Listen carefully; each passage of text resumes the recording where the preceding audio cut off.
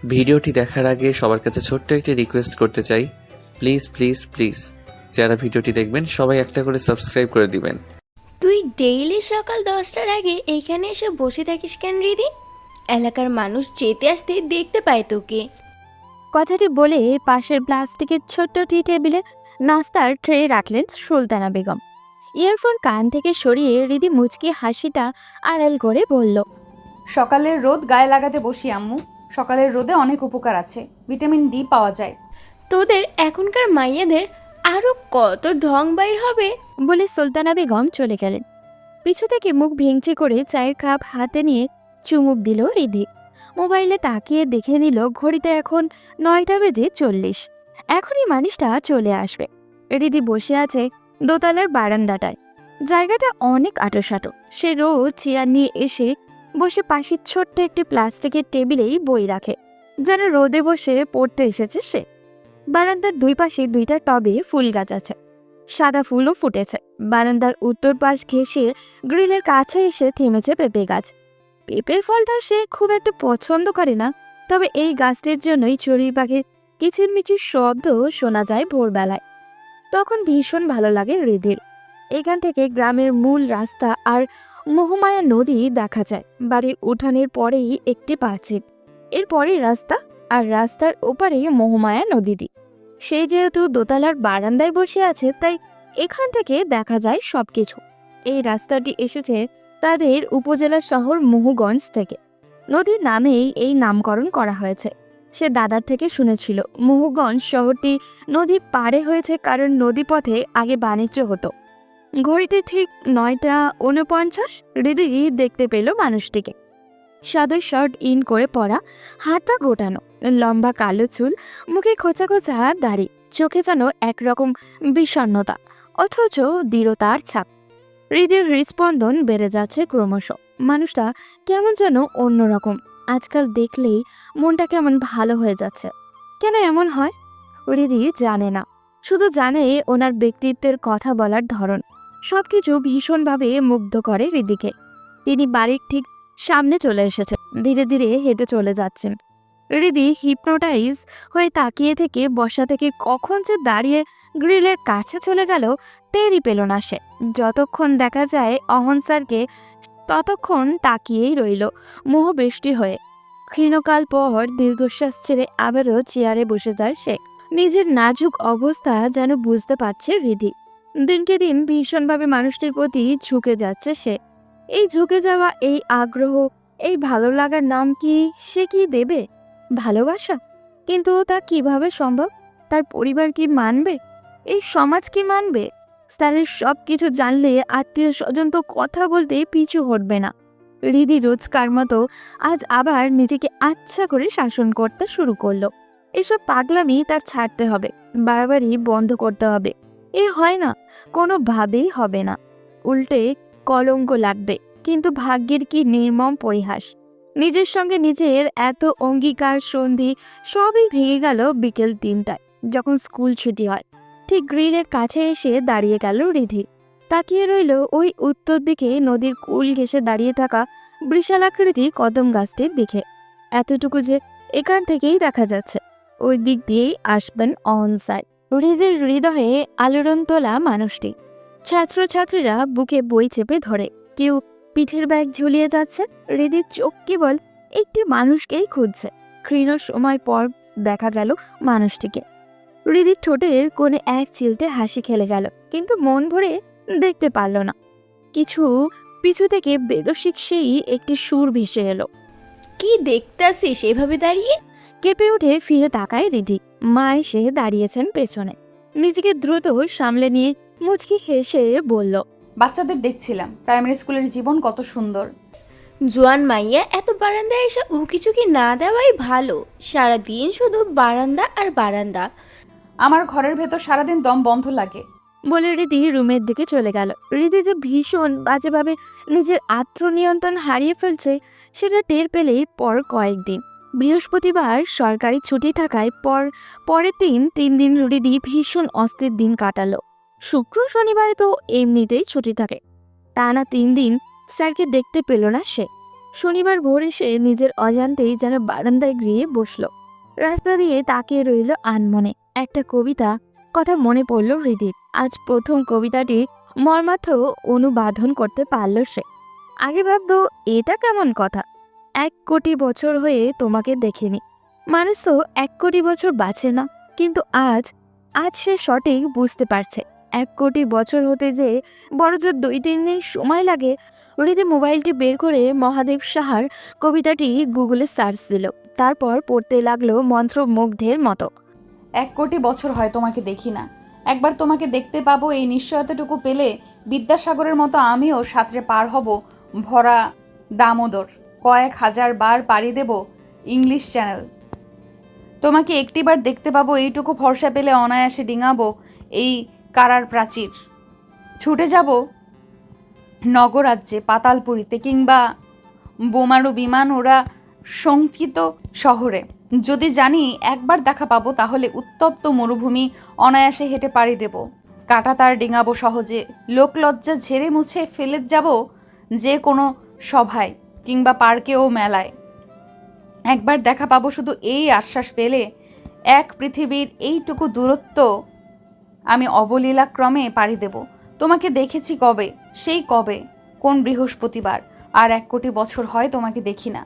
কবিতাটি পড়তে পড়তে হৃদির বুকটায় কেমন যেন চিনচিন এক ব্যথা শুরু হলো। শ্বাস প্রশ্বাস বেড়ে গেল, কান্না যেন দলা পাকিয়ে এলো গলার কাছটা। কবিতার প্রতিটি কথা কি তার মনের সুপ্ত কথা নয়?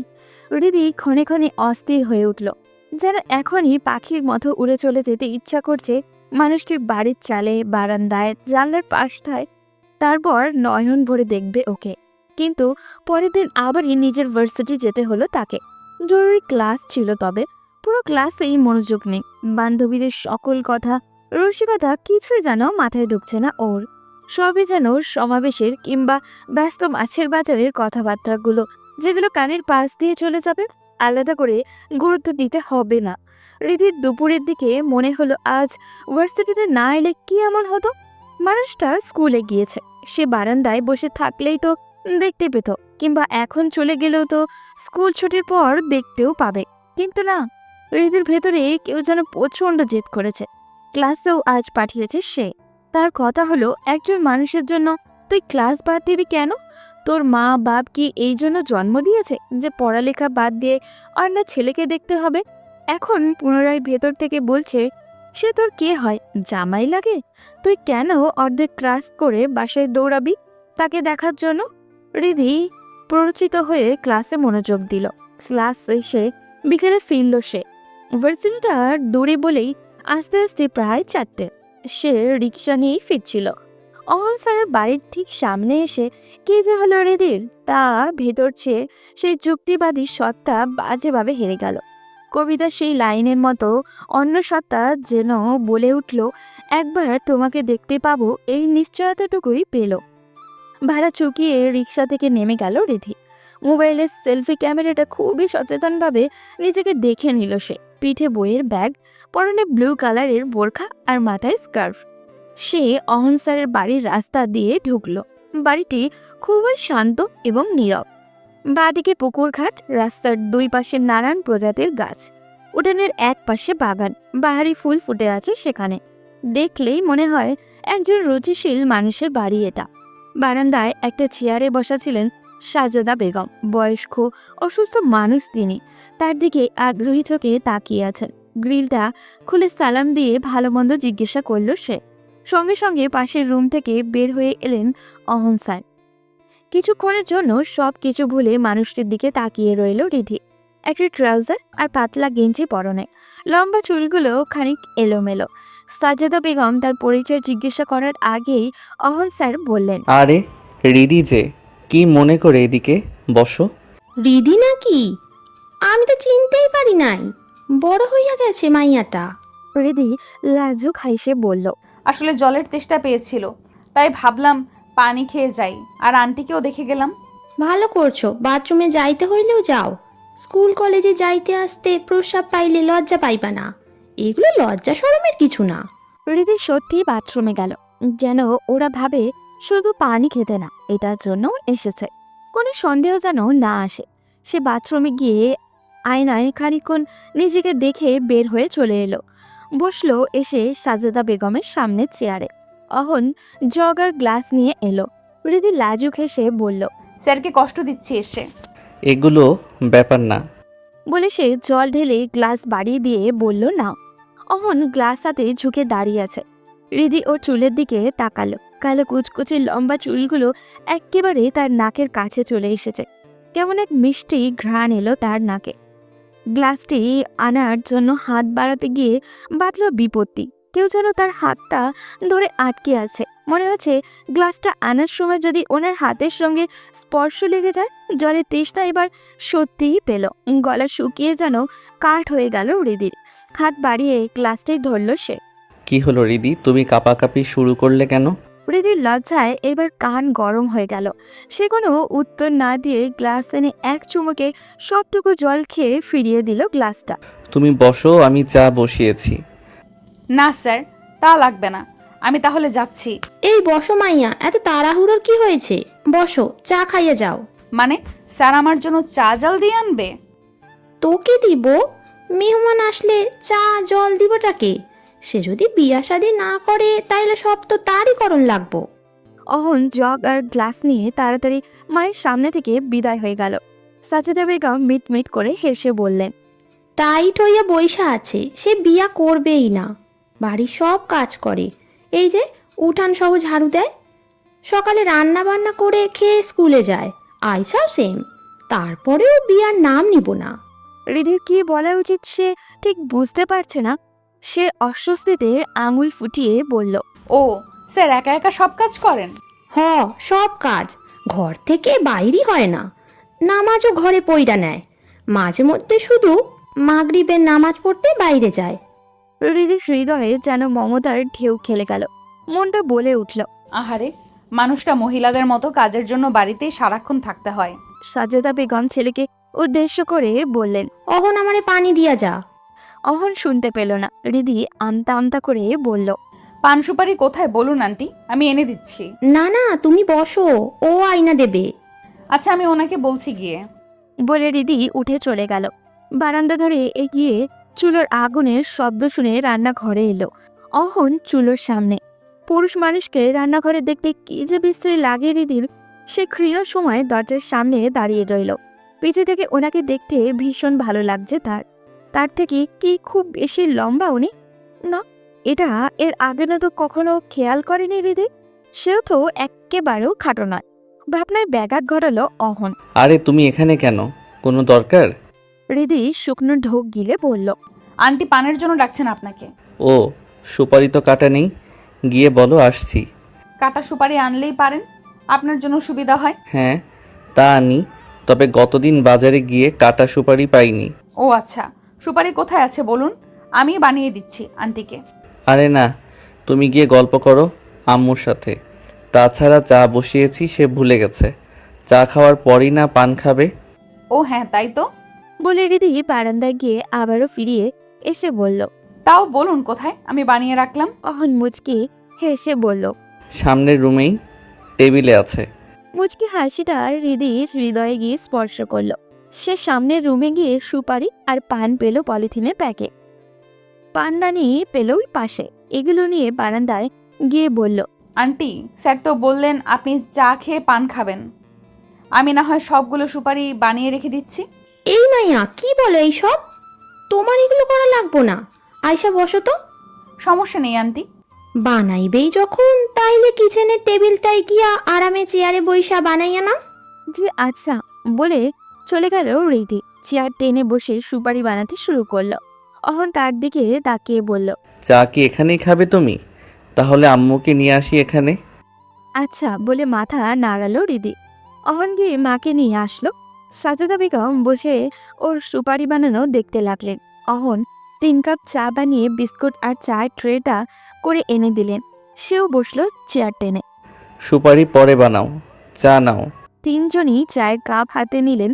অহন চায় চুমুক দিয়ে বলল, আঙ্কেল তো অনেক দিন হয়ে গেল দেশে আসেননি, তাই না? আসবেন আর কবে? এই বছর আসবেন না আর? সাজেদা বেগম চায় চুমুক দিয়ে বললেন, ওর বাবা সৌদি থাকেন, তাই না? না, স্পেন থাকে। তাইলে তোমাদের নিল না কেন? ইউরোপ তো ফ্যামিলি নেওন যায়। আম্মুর ইচ্ছে নেই, তবে আমার অনার্স শেষে স্টুডেন্ট ভিসায় ইংল্যান্ড পাঠানোর ইচ্ছা আছে। ওখানে আমার খালা থাকেন। ভালো ভালো, দেশে থাইকা কি হইব, এই দেশে কিচ্ছু নাই, বিদেশ যাও। অহন যুক্ত করে দিয়ে মাকে বলল, ওকে তো আমি ইন্টারে থাকতে টিউশনি পড়িয়েছিলাম। তখন একদিন বললাম ইন্টার শেষে IELTS দিয়ে চলে যাক, যেহেতু ফ্যামিলির বাইরে পাঠানোর ইচ্ছা। আন্টি আমাকে বলেছিল মেয়েটা এখন অনেক ছোট, অনার্স দিয়ে যাবে। এখন অনার্স দিতে দিতে দেখো বুড়ো হয়ে যাবে। সাজেদা বেগম ধমকের সুরে বললেন, কি যাতা বলিস, বাচ্চা একটা মেয়ে বুড়ো হইয়া যাবে কেন? নিজের চিন্তা কর, চুল পাইকা গেছে, কালার দিয়াও দেখা যায়। অহন মায়ের দিকে তার কটমট করে তাকালো। সাজেদা বেগম তার দৃষ্টি লক্ষ্য করে বললেন, আমার দিকে এভাবে তাকাবি না, আমি তোর স্কুলের ছাত্রছাত্রী না। এবার রিধি খিলখিল করে হেসে উঠল। সাজেদা বেগম সাথে হাসলেন। একাকী বাড়িতে পুরো দিন একা বসে থেকে তিনি তেমন হাসির উপাদান পান না। চা পানের পর রিধি তাদের সাথে গল্প করতে করতে সুপারি কেটে দিয়ে বাসায় ফিরল। আসার সময় সাজেদা বেগম খুবই মিনতি করে বলে দিয়েছেন সে যেন মাঝে মাঝেই এভাবেই তাদের বাড়িতে ওঠে। রিধিও কথা দিয়ে এসেছে সে যাবে। বাড়িতে ফেরার পর থেকে রিধি পুরো সন্ধ্যা বিছানায় শুয়েই কাটিয়েছে। সুলতানা বেগম একবার এসে কপালে হাত দিয়েও দেখেছেন অসুখ এলো কিনা। বিকেলে দেরি হওয়ার কারণ এসে মাকে বলেছে বান্ধবীর একজনের বাড়িতে চলে গিয়েছিল, স্যারের বাসায় গিয়েছে বললে তেমন কিছু একটা হতো না। তবু রিধি অতি সাবধানে মায়ের কোনো সন্দেহ আসুক সে চায় না। বান্ধবীর বাসায় গিয়ে খারাপ কোনো বাতাস লাগিয়ে এসেছে কিনা সেটা এখন সুলতানা বেগম বোঝার চেষ্টা করছেন। রাত 9টার দিকে তাকে ঠেলে তুলে সুলতানা বেগম খাবার টেবিলে নিলেন।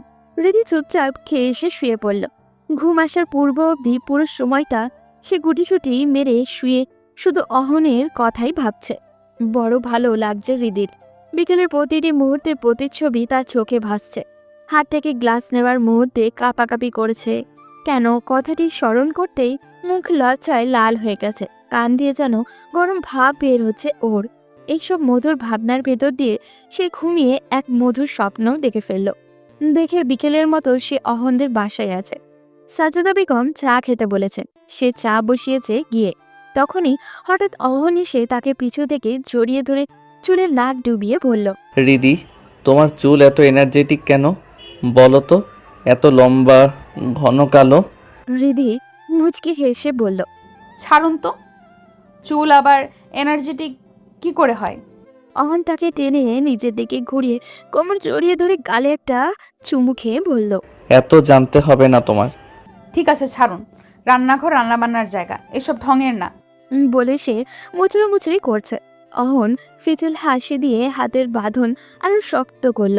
রিধি মুচড়ি আরো বাড়িয়ে দিল। এভাবে হঠাৎ ঘুম ভেঙে দ্রুত উঠে বসলো রিধি। গলার কপাল ঘেমে গেছে, শ্বাস প্রশ্বাসও ঘন। পানির পিপাসা পেল রিধি। উঠে গিয়ে পানি পান করে এসে এলো সে। এরপর পুরো রাত এদিক ওদিক পাশ ফিরে কেটে গেল। ঘুম এলো না তার। পরদিন ঘুম ভাঙলো বেলা 11টায়। উঠে মোবাইলে টাইম দেখে সে অবাক হয়ে গেল। কিচেনে গিয়ে মাকে বলল, এত বেলা হয়েছে, আমাকে ডাক দাওনি কেন আম্মা? গতকাল থেকে কি জানি হয়েছে তোর, তাই ভাবলাম ঘুমা, উঠেই বা কি করবি।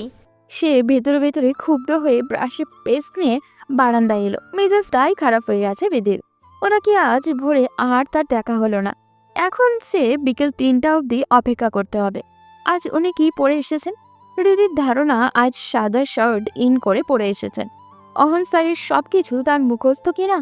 উনি একদিন টি শার্ট পরে আসেন, ও তো আরেকদিন শার্ট, মাঝে মাঝে পাঞ্জাবিও পরেন। রিধি বাথরুমে চলে গেল। ফ্রেশ হয়ে বের হয়ে নাস্তাও করলো। এরপর পুরো দিনটা কাটালো একরকম অসহ্য যন্ত্রণায়। কখন 3টা হবে, অহন স্যারকে দেখা মিলবে, এভাবে আরও মাসখানেক চলে গেল রিধির। দিনকে দিন তার মস্তিষ্ক যেন অহন স্যারের দখল নিয়ে নিচ্ছে। এক পর্যায়ে সে নিজের সঙ্গে আপোষই করতে হলো। বুঝতে পারল নিজের কাছে আর মনের নিয়ন্ত্রণ নেই। সে ভীষণ বাজেভাবে এই মানুষটির প্রেমে পড়ে গেছে। তার ব্যক্তিত্বের গম্ভীর ভয়েসের সৌন্দর্যের ঠিক করলো একদিন গিয়ে অহন স্যারের সামনে দাঁড়াবে সে। নিজের ভালো লাগার কথা দুম করেই বলে দেবে। পরে যা হবে দেখা যাবে। পরের দিনই প্রকৃতি তার প্রতি সহায় হলো।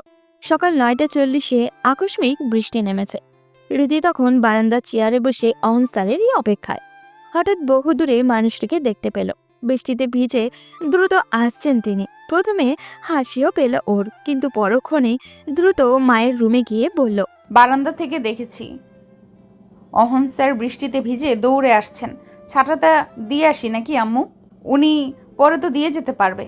ও আচ্ছা, তাইলে যা, তাড়াতাড়ি ছাতা দিয়ে আয়।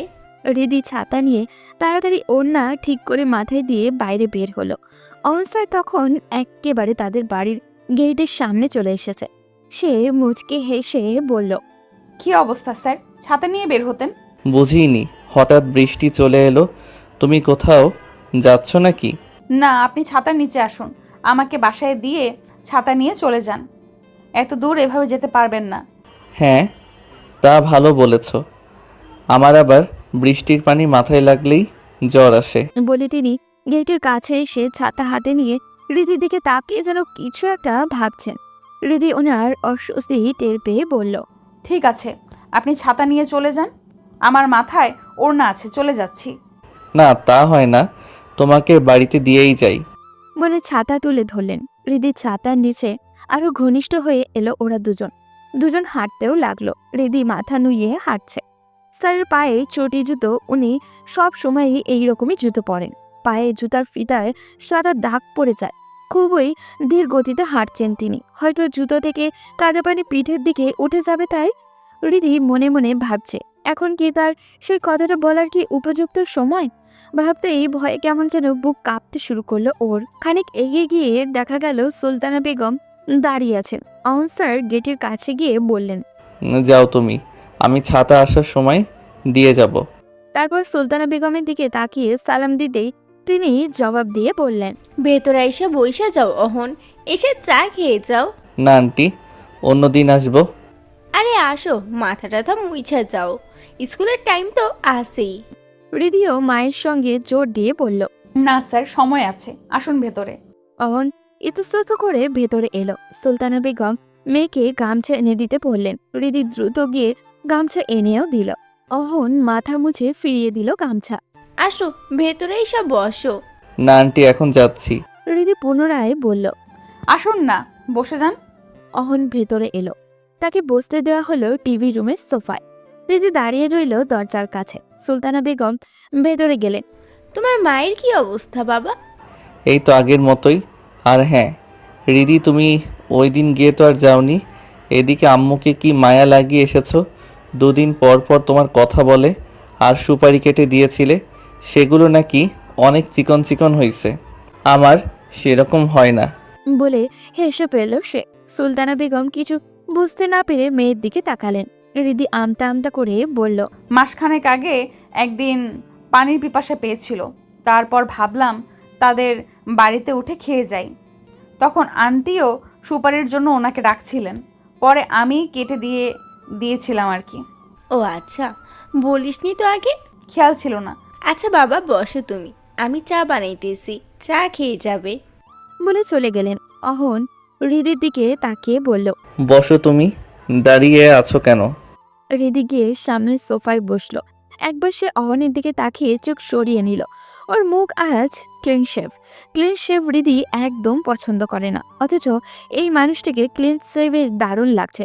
তবে এটা ঠিক, দাড়ি রাখা ফ্যাশন হলেও দাড়িতে সুন্দর লাগেও। প্রায় মানুষকে সে দাড়ি থেকে ক্লিন শেভে বেশি সুন্দর লাগতে দেখেছে। সে আজ ভালোভাবে আবিষ্কার করলো সেই মানুষটার দলে অহন স্যারও আছেন।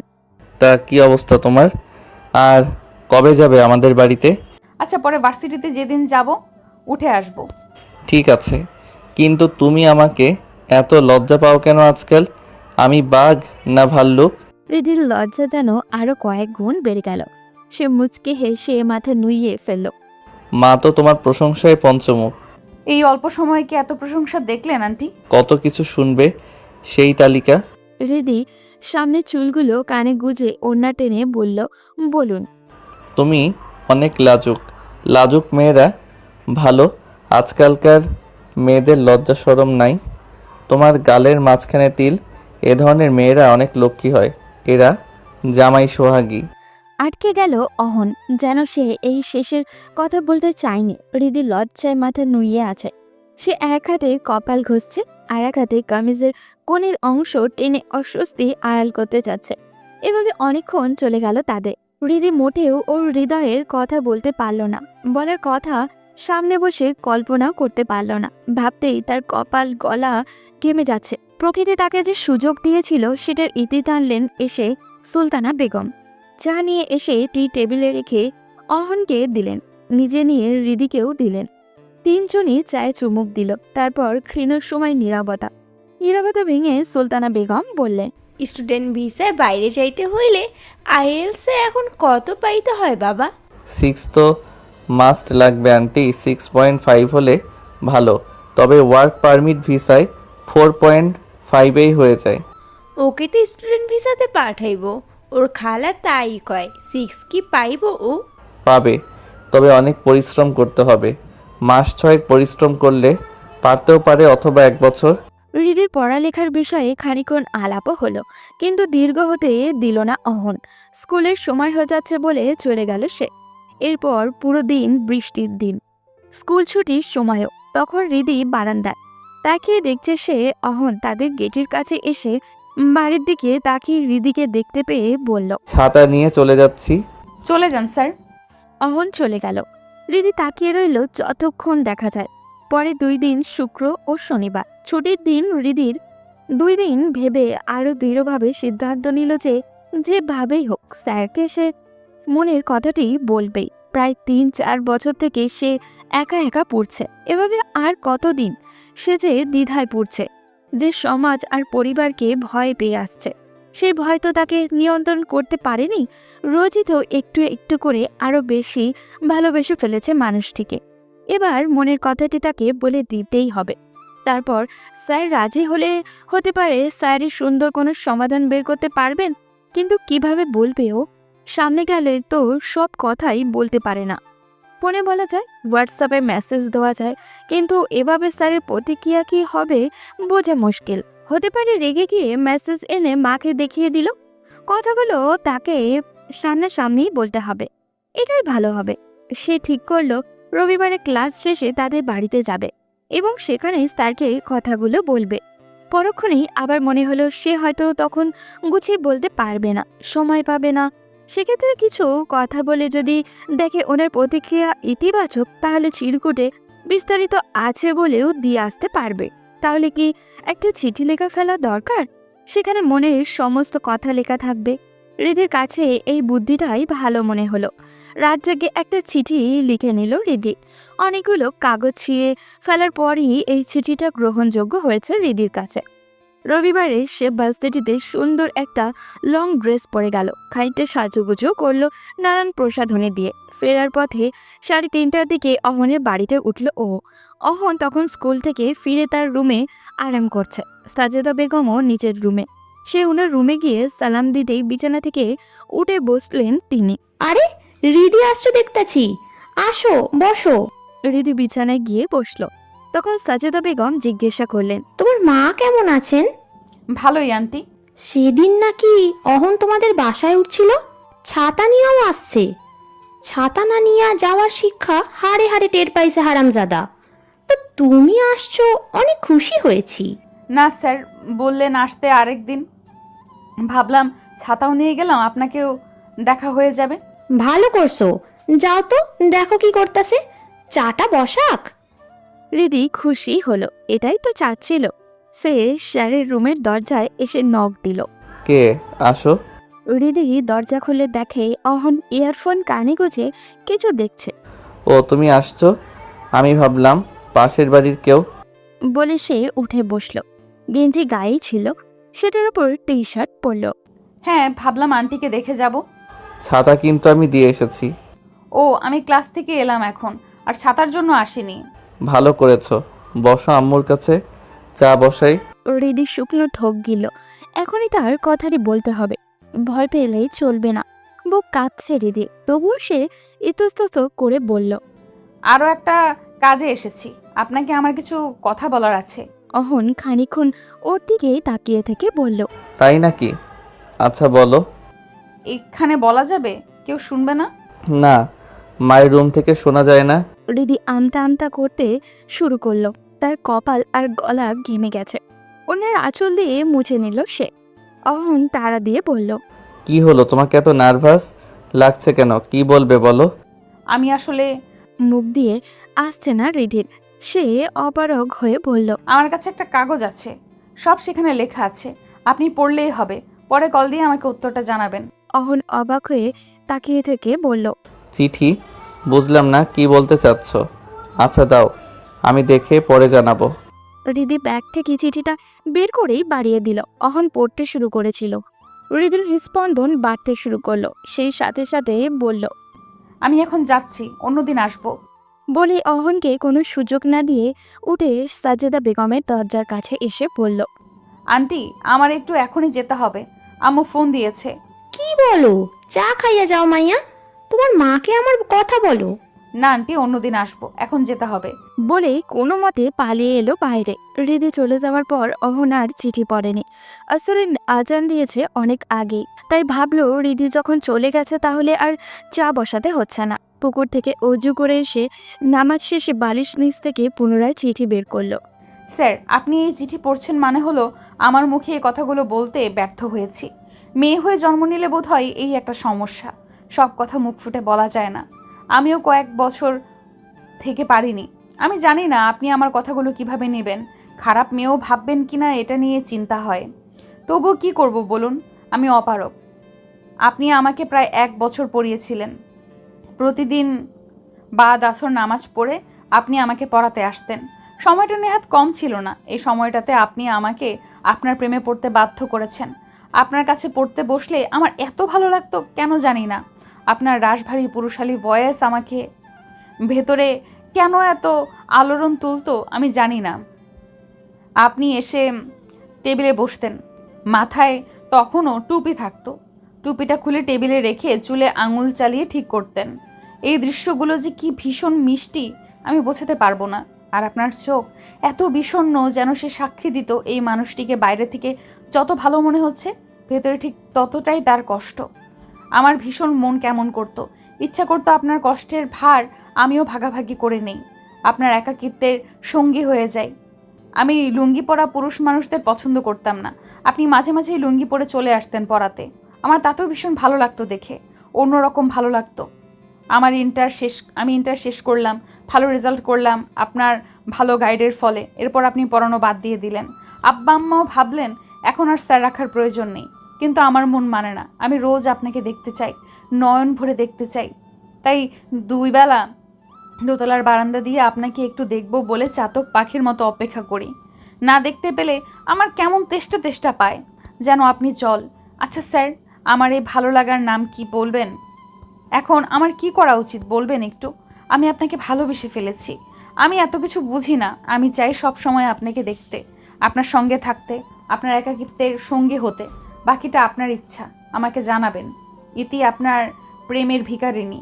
কাজী নজরুল ইসলামের গানের দাঁড়ালে দুয়ারে মোর কে তুমি ভিখারিণী, গাহিয়া সজল চোখে বেলা শেষের রাগিনী। এই ভিখারিণীর মতো আমিও আপনার দুয়ারে দাঁড়িয়েছি। পুরো চিঠি পড়ে অহনের শরীর ঘেমে গেল। সে এক গ্লাস জল খেয়ে ফ্যানের সুইচ টিপে বসলো বিছানায়। ওদিকে লজ্জা আর ভয় অস্থিরতায় তার মাথায় যেন কাজই করছে না। দ্রুত হেঁটে হেঁটেই বাসায় ফিরল রীতি। পুরো সন্ধ্যায় রীতির প্রচণ্ড ভয় হচ্ছিল।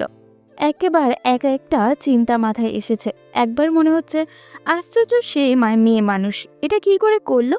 সে স্যার কি চিঠি দিয়েছে? কোনো বিপদে পড়তে যাচ্ছে না তো? ও কোনো বদনাম হয়ে যাবে না তো? এগুলো ভেবে হৃদির গালা বরাবর শুকিয়ে যাচ্ছে। এবার মনে হচ্ছে উনি এখনো কিছু জানাচ্ছেন না কেন? চিঠি পড়া তো কবেই শেষ। এইরকম নানান নেতিবাচক চিন্তায় তার সন্ধ্যা কেটে গেল। রাতের খাবার পর বিছানায় এসে মোবাইল হাতে নিয়ে গায়ের লোম দাঁড়িয়ে গেল ওর।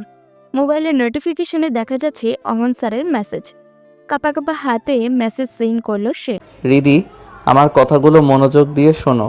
তোমার চিঠি ইতোমধ্যে আমি ছিঁড়ে পুকুরে ফেলে দিয়েছি, যাতে ঘুণাক্ষরে কেউ এগুলোর ব্যাপারে কিছু জানতে না পারে। তুমি যা করছো ভাবছো সবই ভুল হচ্ছে, চরম লেভেলের ভুল। তোমার মা বাবা আমাকে বিশ্বাস করে তোমাকে পড়ানোর দায়িত্ব দিয়েছিলেন। এখন এসব তারা শুনলে খুবই কষ্ট পাবেন। তাছাড়া তোমার জন্য উজ্জ্বল ভবিষ্যৎ অপেক্ষা করছে। তুমি সদ্য ফোটা এক নবীন পুষ্প, আমার মতো না। তুমি কেন আমার সাথে নিজের জীবন জড়াবে? তুমি এরকম ভুল সিদ্ধান্ত নিয়ে সুন্দর জীবন নষ্ট করতে পারো না। আন্টির অনেক স্বপ্ন তোমাকে নিয়ে, আর কখনো এগুলো আমাকে বলবে না। আমি তোমার থেকে এসব আর শুনতে চাই না। পড়ালেখায় মনোযোগ দাও। ভালো থেকো। মেসেজ পড়ে হৃদির মিশ্র অনুভূতি হলো। স্যার তাকে প্রত্যাখ্যান করেছে, এইটা একটা কষ্ট। ইতিবাচক বিষয় হলো স্যার প্রত্যাখ্যান করলেও তা গোপন থাকবে। নিজেকে নিরাপদ দেখে হৃদি বেশ সাহস পেল। সে পুনরায় মেসেজ দিল। আপনাকে পেলে আমার উজ্জ্বল ভবিষ্যৎ অন্ধকার হয়ে যাবে কেন মনে হচ্ছে? আমি তো আপনাকে চিনি, আপনার অতীত জানি, আপনার পরিবারকে জানি, সব কিছু জেনে বুঝেই তো চেয়েছি। আপনার আমাকে পছন্দ না হলে ভিন্ন ব্যাপার, কিন্তু দয়া করে আমার ভবিষ্যতের কথা বলে ফিরিয়ে দিবেন না। আমি মনে করি আপনার সঙ্গে আমার ভবিষ্যৎ সুন্দর হবে। উপাস থেকে ক্ষীণ সময় পর মেসেজ এলো। এটা কি বলছো রিদি? তোমাকে পছন্দ হবে না কেন? তুমি যথেষ্ট সুন্দরী, নম্র ভদ্র একটি মেয়ে। তোমাকে অপছন্দ হবার কোনো কারণ নেই। কেন ফিরিয়ে দিচ্ছি সেটা নিজেই ভেবে দেখো। তুমি বাস্তবতা বুঝতে চেষ্টা করো।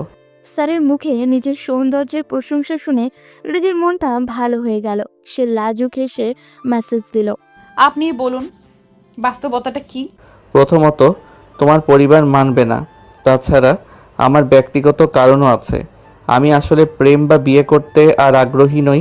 আমার পরিবারের মানা না মানা পরে, আমার কাছে গুরুত্বপূর্ণ হচ্ছে আপনি আমাকে মানছেন কিনা। দেখো রিদি, আমি এত কথা বাড়াতে চাই না। আবারও বলছি, আমি কাউকে আর আমার জীবনে গ্রহণ করতে পারবো না। আমি আমার স্ত্রীর স্মৃতি নিয়েই এই জীবন কাটিয়ে দিতে চাই।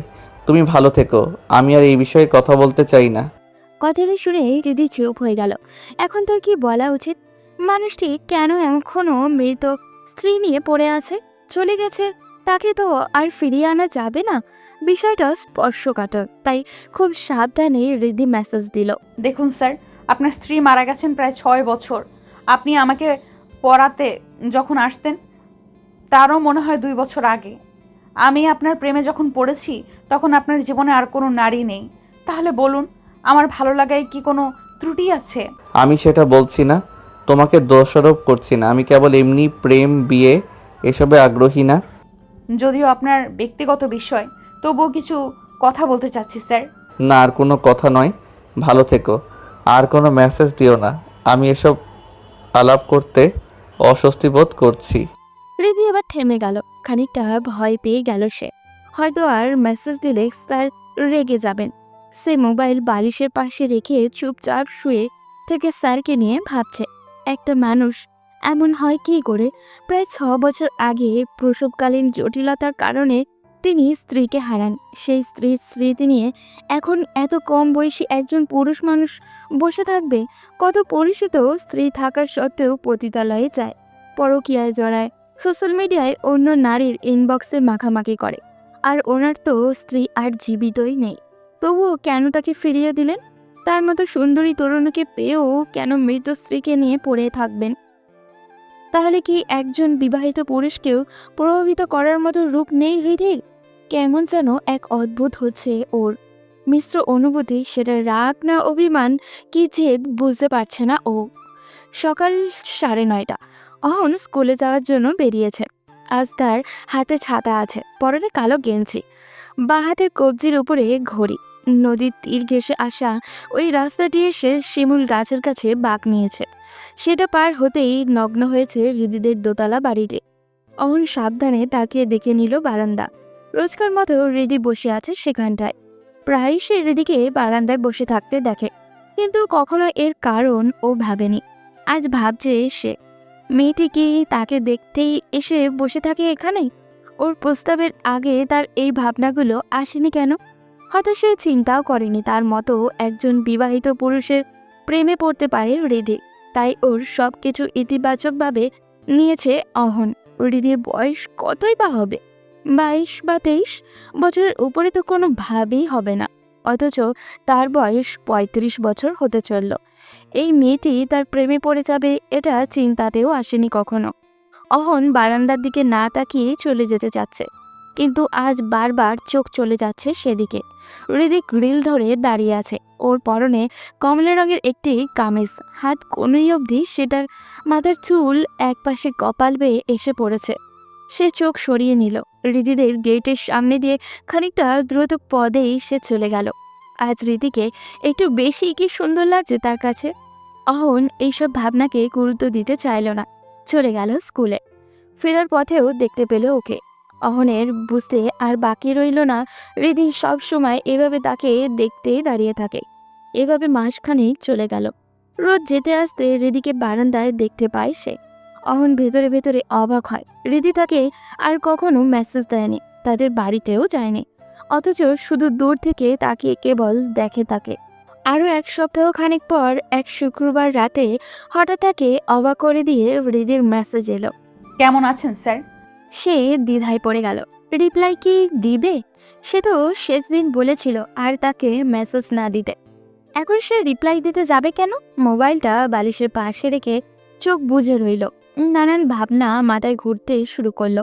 তার কি রিপ্লাই দেওয়া উচিত? মেয়েটি তো এরপর আর এতদিন মেসেজ দেয়নি, ভদ্রতা থেকেও তো কথা বলা যায় নাকি? সে ফোন হাতে নিয়েই রিপ্লাই দিল, তবে খানিকটা গাম্ভীর্যের সুরে। হ্যাঁ, ভালো আছি, কিন্তু মেসেজ কেন দিয়েছো? কোনো জরুরি প্রয়োজন? উপাস থেকে এবার ভয়েস রেকর্ড এলো। সে অবাক হয়ে ইয়ারফোন কানে গুঁজে প্লে করলো। জরুরি কিছুর জন্য মেসেজ দেইনি। শুক্রবার তো, আজ 2 বেলা কেউ আমাদের বারান্দার দিকে বারবার তাকিয়ে আমাকে দেখেনি বলে মিস করছিলাম। বলে ফিক করে হেসে দিল রিধি। অহন অবাক হয়ে গেল ভয়েস শুনে। রিধি হেসে হেসে ইয়ার্কির সুরে কথা বলছে। শেষ দিকে স্পষ্ট হাসলো ও। সে বারান্দায় তাকিয়ে রোজ 2 বেলা ওকে দেখে মানে? রিধি এইরকম ইয়ার্কি করে কথাটা বলতে পারে সে ভাবতেই পারেনি। সে তো ওদিকে তাকায় না, হঠাৎই চোখ চলে যায়, আবার চোখ ফিরিয়েও নেয়। মেজাজটা খারাপ হয়ে গেল তার। সে রিপ্লাইও দিল, তুমি তো খুবই বেয়াদব মেয়ে। আমি তোমার দিকে তাকাই মানে? আর হাসছো কেন? মনে রাখবে, আমি তোমার টিচার, তোমার এলাকার স্কুলের শিক্ষক। তুমি নিজেই বারান্দায় এসে বসে থাকো, আমি এগুলো পছন্দ করি না। পুনরায় ভয়েস দিল। কি আমি বেয়াদব? আপনি গালাগাল করছেন একটা যুবতী মেয়েকে, আর আমি আমার বারান্দায় দাঁড়িয়ে থাকলে অসুবিধা কি? আমি রোদ পোহাই, প্রকৃতি দেখি, তাতে আপনার কি? আমি রোজ দাঁড়িয়ে থাকবো।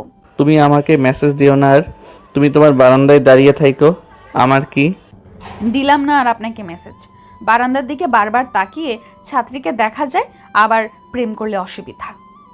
অহন পুনরায় ওর কথাগুলোর সাথে হাসির আভাসও পেল। মেয়েটি তার সাথে মজা করতে শুরু করেছে। আর কোনোদিন ওই বারান্দার দিকে তাকানো যাবে না। সে আর মেসেজের রিপ্লাইও দিল না। এরপর বেশ কয়েকদিন সে স্কুলে যেতে আসতে বারান্দায় একবার ওকে দেখে চোখ ফিরিয়ে দ্রুত বাড়িটা পেরিয়ে চলে যায়। এভাবে মাসখানেক চলে গেল। হঠাৎ সে কিছুদিন ধরে লক্ষ্য করে হৃদি আর বারান্দায় আসে না। আগে 2 বার এলেও এখন একবারও আসে না। এভাবে গুনে গুনে 3 দিন চলে গেল। হৃদির দেখা পাওয়া আর যায় না। একবার মনে হয় কোনো অসুখ বিসুখ হলো না তো ওর, আবার মনে কোথাও বেড়াতে গেল নাকি। রাস্তা দিয়ে যাওয়ার সময় তাও মনে হয় না। কেচি গেট খোলা দেখা যায়। বারান্দার দড়িতে হৃদির ভেজা কাপড়গুলো ঝুলতে থাকতে দেখা যায়। এতদিনে হৃদির সকল কাপড়ের রং মুখস্থ হয়ে গেছে তার। সে বুঝতে পারে ও বাড়িতেই আছে, কিন্তু বারান্দায় আর আসে না। হয়তো অসুস্থ, নয়তো এমনিতেই আর আসে না। তার কি ওদের বাড়িতে যাওয়া উচিত? গিয়ে কি বলবে সে হৃদি বারান্দায় আসে না কেন? এটা তো বলা যায় না নাকি? নিজ থেকে মেসেজ দিতেও অস্বস্তি বোধ করছে ওর। এভাবে আরও দিন কয়েক যেতেই সে অস্থির হয়ে উঠল। একদিন রাতে রীতিমতো ছটফট করতে শুরু করলো অহন। সিদ্ধান্ত নিল মেসেজ দিবে। সে মোবাইল বের করে মেসেজ দিল। তোমাকে আজকাল দেখাই যায় না, অসুস্থ টসুস্থ নাকি? মেসেজ সিন হলো না। 2টো চিহ্ন দেখালেও সেটা সবুজ আর হলো না। অহন ভেতরের অস্থিরতা নিয়ে অপেক্ষায় রইল। বিরক্তিকর এই অপেক্ষার রাত 2টা পেরিয়ে হলো 3টা, তবুও মেসেজ সিন করেনি হৃদি। ঘুম এলো তার একটু পরেই। আজ সে ফজরের নামাজও পড়তে পারল না। ঘুম ভাঙল সকাল 8:30টার দিকে। উঠেই মোবাইল হাতে নিয়ে দেখে হৃদির মেসেজ। আমি আর বারান্দায় যাব না ঠিক করেছি। আপনি রোজ কষ্ট করে নিজেকে ধরে বেঁধে মাথা নুইয়ে আমাদের বাড়ির সামনে দিয়ে যান। এর থেকে আমার বারান্দায় না দাঁড়ানোই ভালো। আপনার মনের ওপর এবং ঘাড়ের ওপর চাপ পড়ুক তা আমি চাই না। অহন হাঁপ ছেড়ে বাঁচল। তার মানে অসুখ বিসুখ হয়নি ওর, কিন্তু গায়ে খুব লাগলো কথাটাতে। সে রিপ্লাইও দিল। আমি কষ্ট করে মাথা নুইয়ে যাব কেন? আমার এদিক ওদিক তাকানোর অভ্যাস নেই। মেসেজটি দিয়ে সে ব্রাশে পেস্ট নিয়ে বাথরুমে চলে গেল। ফ্রেশ হয়ে এসে বের হয়ে হৃদির মেসেজ পেল। না তাকালে জানলেন কিভাবে আমি বারান্দায় যাই না? কেন, আমি কি কানা? একবার হলেও তো চোখ যায়। তা কেউ বারান্দায় না গেলে আপনার মেসেজ দিয়ে খবর নেওয়ার কি আছে? অহন চুপ করে থেকে ক্ষীণ সময় পর মেসেজ দিল। এমনি ভাবলাম অসুখ বিসুখ হলো কি না। একটা কথা বলি, কি কথা? এইভাবে কি একটা জীবন চলে? আন্টির জন্য হলেও তো আপনার বিয়ে করা দরকার। হ্যাঁ মানলাম আগের স্ত্রীর স্মৃতি ভুলতে পারছেন না, অন্য মেয়ের কথা ভাবতে পারছেন না, কিন্তু নিজে একদম মনের দরজা বন্ধ করে বসে থাকলেই কি আগ্রহ তৈরি হবে? আপনি ধীরে ধীরে কথা বলতে হবে, মিশতে হবে, দেখবেন নতুন করে স্বপ্ন আসবে, ভালো লাগা তৈরি হবে। জানি অনধিকার চর্চা হচ্ছে, ছোট মুখে বড় বড় কথা বলে ফেলছি, আমার কোনো ভুল হলে দুঃখিত। বাবা, তুমি তো অনেক বড় হয়ে গেছো মনে হচ্ছে। যাই হোক, আমি আগেই বলেছি আমার স্ত্রীকে ছাড়া আর কোনো মেয়েকে আমি ভাবতে পারি না। আপনার স্ত্রীও কিন্তু চাইবেন না ওনার মৃত্যুর পর আপনার মতো একজন ইয়াং মানুষ অবিবাহিত থাকুক, জীবনটা এইভাবে কাটিয়ে দিক। উনি নিশ্চয়ই চাইবেন আপনি সুখে শান্তিতে থাকুন। তাছাড়া কতদিন এইভাবে স্কুল শেষে আবার নিজেও রান্নাবান্না করবেন? আপনি ঘুম থেকে উঠে ফ্রেশ হয়ে গোসল করে টেবিলে খাবার পেতে চান না? সন্ধ্যায় কেউ আপনার জন্য চা নিয়ে এসে পাশে বসুক চান না? ভেবে দেখুন কত সুন্দর হতে পারে আপনার জীবনটা। ভালো থাকো, আর কোনো কথা নয়। আমি মেসেজ দিয়েছিলাম অসুস্থ কিনা জানতে, আর কোনো কথা নেই আমার। বলে সে ডাটা অফ করে দিল। মেয়েটি তার মাথা নষ্ট করে দেবে মনে হচ্ছে। ক্ষীণ সময় পর পুনরায় ভাবে, সত্যিই তো তার দিন দিন কেমন যেন চিন্তাভাবনা পাল্টে যেতে শুরু করেছে, যেন নতুন কোনো অনুভূতি তৈরি হচ্ছে হৃদিকে ঘিরে। এই ভাবনাগুলো মাথায় আসতেই তার মনে নতুন একটা ভয় বাসা বাঁধতে শুরু করলো। এই ভয় দূর করতে আর মাথা থেকে হৃদির চিন্তা সরাতে মোবাইল রেখে চলে গেল সে রোজকার কাজকর্মে। সকাল 9:30, হৃদি ছাদে চলে এলো। কিছুদিন থেকে এই রকমই করছে সে। কখন স্যার এদিকে আসবেন সেই অপেক্ষায় পায়চারি শুরু করলো। মিনিট 5 পরে শিমুল গাছের নিচ দিয়ে অহনকে আস্তে দেখে ছাদের দেওয়ালের পাশে বসে গেল সে। শুধু চোখটা বের করে তাকিয়ে রইল। আজ তার পরনে ব্লু কালার টি শার্ট আর জিন্স পরেছে, বেশ লাগছে দেখতে। কাছাকাছি আসার পর হৃদি স্পষ্ট দেখতে পাচ্ছে অহন স্যার বারবার বারান্দার দিকে তাকাচ্ছেন। বেশ মজাও পাচ্ছে হৃদি। স্যার কি তার প্রতি খানিকটা দুর্বল হতে শুরু করেছেন? নিশ্চয়ই তাই, হৃদি অনুভব করতে পারে সেটা। মাঝে দুষ্টুমি চাপল ওর। হোয়াটসঅ্যাপে মেসেজ দিল সে। এত দেখার মন চাইলে বিয়ে করে নিন, সারাদিন নয়ন ভরে দেখতে পারবেন। আমারও আর মায়ের বকা শুনে বারান্দায় বসে দেখতে হবে না। অহন পকেট থেকে মোবাইলটা বের করেছে। ও এখান থেকে দেখতে পাচ্ছে সেটা। মোবাইল হাতে নিয়ে মেসেজ সিন করে পুনরায় ঘুরে বারান্দার দিকে তাকালো। কই, কাউকে তো দেখতে না পেয়ে রিপ্লাই দিল। এসব ফাইজলামো কথাবার্তা আমি পছন্দ করি না দিদি। কিন্তু আমারও খুব পছন্দ। প্রিয় মানুষের সাথে একটু ফাজলামো না করলে হয়? আমি তোমার স্যার, বুঝে শুনে কথাগুলো বলো। এত স্যার স্যার করবেন না। আমি আপনার কাছে স্কুলে পড়িনি, টিউশনে কয়েকদিন পড়িয়ে খুব স্যার হয়ে গেছেন। 2 দিন পড়ালেও স্যার। থাকুন আপনার স্যার নিয়ে, যাকে দেখে প্রেম পায় তার সাথেই তো প্রেম করতে হবে। তোমার এসব ফাইজলামো বন্ধ করো। তোমার কি মনে হয় এখন আমার এসব প্রেম প্রীতির বয়স? না, বিয়ের বয়স। করবেন বিয়ে? তোমার রিপ্লাই দেওয়াই ভুল হয়েছে। তো দিচ্ছেন কেন? অফলাইন দেখলো এবার। দৃষ্টির সীমানার বাইরেও চলে গেছেন উনি। হৃদি রুমে এলো। তার ভীষণ ভালো লাগে এভাবে কথা বলতে, যেমন যেন এক অধিকার কাজ করে ভেতরে। এভাবে কথা বলার যে সে অধিকার রাখে। স্যার যাই বলুক ব্লক দেবে না তাকে, কাউকে বলবেও না। এইটুকু আশ্বস্ত যেন তার ভেতর থেকে কেউ তাকে করেছে। আজকাল অনুভব করতে পারে স্যারও তাকে পছন্দ করতে শুরু করেছে। মানুষটির মনের দরজায় কঠিনভাবে বন্ধ ছিল। নতুন করে হৃদির প্রেম জাগাতে হবে। মরুভূমিতে সবুজ বৃক্ষরোপণও করতে হবে। একটা গানের কথা মনে পড়ে গেল হৃদির। সে ইউটিউবে সার্চ দিয়ে বের করে সেটা শুনতে শুরু করলো। আমি পাথরে ফুল ফুটাবো শুধু ভালোবাসা দিয়ে, আমি সাগরে ঢেউ থামাবো শুধু ভালোবাসা দিয়ে। গানের লিঙ্কটা অমনের হোয়াটসঅ্যাপেও পাঠিয়ে দিল সে। এরপর পুরো দুপুর একা একা এই গানটি গুনগুন করে গিয়ে কাটালো হৃদি। বিকেলের দিকে তার মাথায় দুষ্টু বুদ্ধি এলো। অমন স্যার যখন তাকে পড়াতে এলেন তখন সে নতুন মোবাইল পেল। স্পেন থেকে একজন দেশে এলে ওর কাছে দিয়ে পাঠায় বাবা। সে মোবাইলের সমস্ত কিছু স্যারের মাধ্যমেই শিখতে হয়েছিল। মোবাইলের কিছু বুঝতো না হৃদি, মা সেটা জানেন, তাই সে গিয়ে সুলতানা বেগমকে বলল, আম্মা, আমার ফেসবুকটায় কি জানি হয়েছে, ঢুকতে পারছি না, কিছুতেই কিছু হচ্ছে না। তুমি একটু অহন স্যারকে কল দিয়ে বলো না ক্লাস থেকে ফেরার পথে আমাদের বাসায় উঠতে। সুলতানা বেগম রান্নাঘরেই ছিলেন, ধমকের সুরে বললেন। ভালো হইছে, ফেসবুক গেছে, মোবাইলও যাক।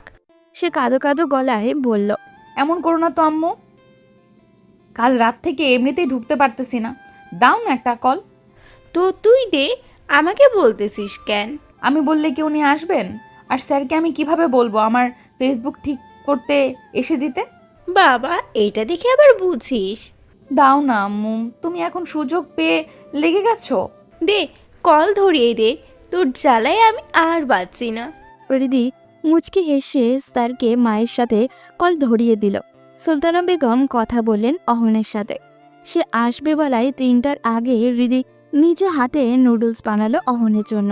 গোসল করে সাজগোজ করে ভালো জামা কাপড় পরল সে। 3:30 বাজতেই সে বারান্দায় না গিয়ে মনে মনে অপেক্ষা করতে শুরু করলো। ঠিক 3:40 তাদের দরজায় নক পেয়ে দ্রুত পায়ে এগিয়ে গেল হৃদি। খুলে দিল দরজা। অহন দাঁড়িয়ে আছে। কি সুন্দর লাগছে দেখতে। মধ্যবয়সী পুরুষ মানুষের সৌন্দর্যটা অন্যরকমই হয়। সেটাই বুঝি প্রেমে পড়ল হৃদি। কি হলো? সরে দাঁড়াও। জি আসুন। অহন গিয়ে ড্রয়িং রুমে বসে বলল। কি হয়েছে তোমার ফোনে? দেখি আনো। হৃদি সামনে দাঁড়িয়ে গিয়ে নরম গলায় বলল, এত তাড়াহুড়ো করছেন কেন? দেখবেন পরে, আমি আপনার জন্য নিজ হাতে নুডলস বানিয়েছি, নিয়ে আসি, বসুন। না, আমি কিচ্ছু খাবো না এখন, আম্মু অপেক্ষা করবে। ভাত খেতে তো বলছি না, বসুন, আসছি। না, বলছি তোমাকে, আমি শুধু আন্টির কল পেয়ে এলাম। ও আচ্ছা, আপনি কি তাহলে বালতি সামার্কা পরিদের বিশ্বাস করতে শুরু করেছেন নাকি? খাবারের সাথে কিছু মিশিয়ে আমি জাদু করব না, এতটাও ছ্যাঁচড়া মেয়ে হৃদি নয়। শেষের কথাটা শুনে চুপ হয়ে গেল অহন। হৃদি গিয়ে ট্রেতে করে চা এবং নুডলস নিয়ে এসে বসল। সুলতানা বেগম শুয়েই পড়েছিলেন। তিনিও উঠে এসে ভালো মন্দ কথা বলে গেলেন। হৃদি পাশে বসে অহনের সাথে নুডলস খেলো, চাও খেলো। তার ভীষণ ভালো লাগছে আজ। মানুষটাকে আপন কেউ লাগছে। নুডলস আর চা শেষ করে অহন বলল। আমি উঠলাম তাহলে। হৃদি ভ্রু কুচকে তাকিয়ে বলল। আমার মোবাইল দেখা তো এখনো বাকি। অহন ওর দিকে তাকিয়ে নিচু গলায় বলল। আমি ভালো করে জানি এটা তোমার নাটক ছিল। হৃদি ফিক করে হেসে বলল। আর একটু বসুন না। বেশি বাড়াবাড়ি করে ফেলছো, আন্টি কিন্তু সবই বুঝবে। কেউ কিছু বুঝবে না। আমি উঠলাম। বলে অহন উঠে দাঁড়াতে হৃদি ওর পথ আঁকলে ভীষণ অধিকার নিয়ে গাল ফুলিয়ে দাঁড়িয়ে বলল। যেতে দেব না। কি পাগলামো শুরু করেছো? আন্টি দেখে ফেলবে এসে। তাহলে বলুন আজ রাতে আপনি খাওয়া দাওয়া শেষে ফ্রি হয়ে কল দিবেন, আমরা প্রতিদিন রাতে ফোনে কথা বলবো। ইস, কি যে ভালো লাগবে। অহন দাঁত কটমট করে তাকিয়ে ওকে ঠেলে সরিয়ে রুমের বাইরে গিয়ে বলল। আন্টি কোথায়? আমি যাচ্ছি। উনি রান্নাঘর থেকে বললেন। আচ্ছা বাবা, কষ্ট করলে এসে। না আন্টি, সমস্যা নেই। বলে সে চলে গেল। হৃদির ভীষণ মন খারাপ হলো। সে তাড়াতাড়ি দোতলার বারান্দায় গিয়ে তাকিয়ে রইল অহনের দিকে। ও তাকে ঠেলে সরিয়ে চলে গেছে বলে চোখের জলও এখনো ঝাপসা হয়ে এলো। অহন গেটের বাইরে গিয়ে পিছু ফিরে বারান্দায় তাকায়। চোখে চোখ পড়ল তাদের। হৃদি ছেলে মানুষই রাগ দেখিয়ে চলে এলো বারান্দা থেকে। যেন তার এই রাগে অহনের অনেক কিছু যায় আসে। সে ওর রাগ ভাঙাতে ছুটে আসবে, কিন্তু কিছুই হলো না। হৃদি মন খারাপ করে বিছানায় পড়ে রইল সন্ধ্যা অবধি। হৃদির চোখ কি খানিক ভেজা ছিল? নিশ্চয়ই তাই। চোখে চোখ পড়ার পরও ওর চলে যাওয়া আরও ধৃত করলো এই সম্ভাবনাকে। অহন ক্ষীণ সময় রাস্তায় দাঁড়িয়ে রইল। তার মনটা কেমন বিষণ্ণ হয়ে গেছে। মেয়েটি পাগলামি করছে ঠিক আছে, তাই বলে কান্নাকাটির পর্যায়ে চলে গেল। সে অনড় থাকবে কি করে? সে তো ঠেলে বের হয়ে এসেছে যেন হৃদি প্রশ্রয় পেয়ে বাড়াবাড়ি আরও বাড়িয়ে না দেয়। তাই মনে এই ক্ষীণ খচখচ নিয়ে সে বাড়িতে ফিরে এলো। এসে আর মায়ের রুমেও গেল না। কাপড় চেঞ্জ করলও না, বিছানায় বিষণ্ণ মনে পড়ে রইল। হৃদির চেহারা বারবার চোখে ভাসছে, ওর সুবাস নাকে আসছে। আজ যখন দরজা খুলে গিয়ে দাঁড়ালো, ওকে দেখে অহনের হৃদয়ে কেমন এক অদ্ভুত শিহরণ জেগে উঠল। কেমন অদ্ভুত এক ভুবন ভোলানো ভালো লাগা, যেন বহুদিন পর বদ্ধ ঘরের দক্ষিণার দুয়ার সে খুলে দিয়েছে। সেদিকে থেকে হুড়মুড় করে ঢুকছে শীতল হাওয়া। ওর পরনে ছিল কোটি গ্রাউন্ড, কালো গ্রাউন্ডে মাঝখানে শিউলির মতো ছোট ছোট ফুলও আঁকা। কোটি খানিকটা ছাই কালারের কাছাকাছি, খোলা চুলগুলো একপাশে গাল বেয়ে সামনের দিকে এসে পড়েছে। ঠোঁটে রক্তাভ পাতলা লিপস্টিক, ভ্রুর মাঝখানে লাভের মতো ছোট্ট একটা কি যেন ছিল, সেটার নাম জানে না অহন। মেয়েটিকে কি যে মিষ্টি লাগছিল, ক্ষীণ সময়ের জন্য তাকে বাস্তবতার জটিল সমীকরণ ভুলিয়ে ফেলেছিল। মন্ত্রমুগ্ধ হয়ে তাকিয়ে থেকেছিল সে। আবার যখন ও চা নিয়ে এসে পাশে বসলো, কি অদ্ভুত ছন্দময় ভঙ্গিমায় বসে চা খেলো, কি আভিজাত্য একভাবে সে বসায়। চা খাওয়ায় অদ্ভুত এক মিষ্টি সৌরভ যেন ছড়িয়ে পড়ছিল কামরা জুড়ে। এই বোকা মেয়েটিকে তাকে কেন ভালোবাসে, কে ভেবে ভালোবাসে? সে কি ওর ভালোবাসার যোগ্য? অহন কতদিনই বা এমন রূপবতীর প্রেমে আহ্বান ফিরিয়ে দিবে? সে তো মহাপুরুষও না। একবার যদি মেয়েটি ডাকে ভুল করে সাড়া দিয়েও দেয়, কি হবে এর ভবিষ্যৎ? হৃদির পরিবার কি মানবে? হয়তো তার একটি ভালো চাকরি আছে, জায়গা সম্পত্তিও আছে, শিক্ষিত ছেলেও সে, তবুও সে বিপত্নিক। পরিবারের পাশাপাশি সমাজ, ওর আত্মীয় স্বজন তো মানবে না। এসব ভাবতে ভাবতে সে এক অদ্ভুত ঘোরের ভিতরে চলে গেছে। আসরের আজান তাকে বাস্তবে ফিরিয়ে আনলো। উঠে বসলো সে, মায়ের রুমেও গেল। কথাবার্তা সেরে তাড়াতাড়ি হালকা নাস্তা দিল তাকে। সেও খেয়ে নামাজ পড়ে নিল। বিক্ষিপ্ত মনকে স্বাভাবিক করতে সে আজ বাইরে বের হলো, হাঁটলো এদিক ওদিক, গিয়ে বসলো মহুমা নদীর তীরে। সূর্য ডোবার আগের আকাশে অপূর্ব রূপ উপভোগ করে পাশের মসজিদে মাগরিবের নামাজ পড়ে এসে রান্নাবান্না শেষ করতে এবার এশার আজানও হয়ে গেল। হাতের কাজ শেষ করে নামাজ পড়ে মোবাইল হাতে নিয়ে বিছানায় শুয়ে দেখে হৃদি হোয়াটসঅ্যাপে একটা স্টোরি দিয়েছে। প্রতিটি মানুষের আত্মসম্মান বোধ থাকে, অহমিকা থাকে। কেউ তাকে ছোট করে কথা বললে তার প্রচণ্ড রাগ হয়। সেই মানুষই আবার কাউকে এতটাই ভালোবেসে ফেলতে পারে যে নিজেকে একেবারে সস্তাভাবে ওর কাছে বিলিয়ে দিতে চায়, ওর সকল যত্নের দায়িত্ব নিতে চায়, আদর করতে চায়, দেহে প্রাণ থাকা পর্যন্ত পাশে থাকতে চায়। দুঃখের ব্যাপার হলো একেবারে সস্তাভাবে নিজেকে দিয়ে দিতে চাইলেও প্রায় ভালোবাসার মানুষটি আমাদের নেয় না। লেখাটি পড়ে অহনের বুকে পুনরায় যেন ঝড় উঠে গেল। পুরো কথাটি যেন তাকে উদ্দেশ্য করে হৃদি লিখেছে। নিচের লেখকের নামটি থাকার পরেও মনে হচ্ছে কথাগুলো একদম হৃদির। মেয়েটি এত কষ্ট পাচ্ছে কেন, এত ভালোবাসে কেন তাকে? সে এখন কি করবে? কেন এভাবে বলছে ও? একেবারে সস্তাভাবে নিজেকে বিলিয়ে দিয়েছে মানেটা কি? সে তো হৃদির যোগ্য না বলেই তো ফিরিয়ে দিয়েছে। আচ্ছা, আজ ওকে ধাক্কা দিয়ে সরিয়ে আসাটা কি ঠিক হলো? এই জন্যে মেয়েটি বোধহয় ভীষণ কষ্ট পাচ্ছে। একবার কি রাতে ওর সাথে কথা বলবে সে? একটু বুঝিয়ে বলবে না হয় সব কিছু? এটাই করতে হবে তাকে। মাকে নিয়ে আজ তাড়াতাড়ি সে রাতের খাবারটাও খেয়ে নিল। বিছানায় এসে এলোমেলো ভাবনায় এবং ছটফট করে কাটিয়ে ফেললো ঘণ্টাখানে। 12টার আগে কল দিতে তার সংশয় হচ্ছে, যদি আন্টি টের পায়। ও তো এইসব খেয়াল না করেই কথা বলবে, পাগলামি করবে। সুতরাং সে কলটা 12টা বেজে 10-এ দিল। রিসিভ করলো অনেকক্ষণ রিং হওয়ার পর। অদ্ভুত ব্যাপার হলো, ওপাশ থেকে ঘুম জড়ানো গলায় কথা বলল হৃদি। আপনি কল দিবেন ভাবিনি। কেমন আছেন? এত মিষ্টি ভয়েসও মানুষের হয় নাকি? ঘুম জড়ানো এই কণ্ঠ ভীষণ নেশা ধরানো। অহন কয়েক সেকেন্ড চুপ করে রইল, এরপর বলল, সরি, তোমার ঘুম ভেঙে দিলাম। আমি তো ভাবলাম জেগে আছো। আচ্ছা রাখছি, ঘুমাও। এই না, খবরদার, একদম কল কাটবেন না। তোমার ভয়েস শুনে বোঝা যাচ্ছে চোখে অনেক ঘুম। ভয়েস শুনে চোখের পানি বোঝেন? অস্থিরতা দেখে বুকের প্রেম বোঝেন না? অহন চুপ করে রইল। হৃদি পুনরায় আবারও বলল, আপনি কল দিবেন জানলে তো আমি কয়েক রাত না ঘুমিয়েও কাটিয়ে দিতে পারি। ঘুমিয়েছি কারণ কল্পনাও করিনি কল দেবেন। আসলে কল দিলাম ভেবেছি বিকালে এভাবে চলে আসায় তুমি মন খারাপ করলে কি না।